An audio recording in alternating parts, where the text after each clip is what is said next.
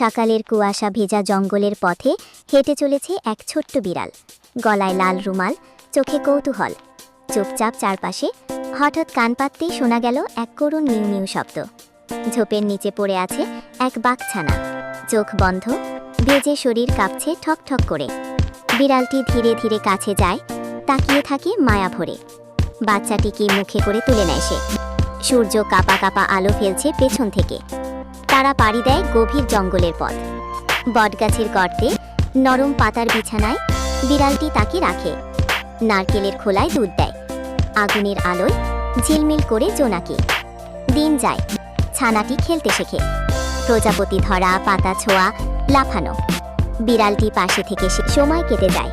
বাঘ এখন বড় হয়েছে, শক্ত, চওড়া, আত্মবিশ্বাসী। তবু বিড়ালের পাশে সে নরম, পাহারাদার হয়ে বসে থাকে। একদিন হঠাৎ সে দৌড় দেয় এক খরগোশের পিছু। বিড়ালটি ঝাঁপিয়ে এসে রুখে দাঁড়ায়, চোখে তীব্র প্রশ্ন, জঙ্গলে চাপা উত্তেজনা। রাতে তারা একসাথে বসে থাকে পাহাড়ের চূড়ায়, চাঁদের আলোয়, মেঘের নিচে নীরবতায়। তবু বাঘের চোখে ঝিলিক, অজানা কিছু।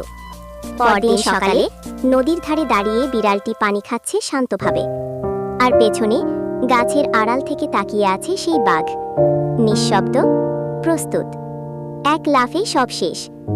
জলের ছিটা উড়ে বাতাস জমে যায়। শুধু লাল রুমালটা ধীরে ধীরে ভেসে আসে নদীর ধারে।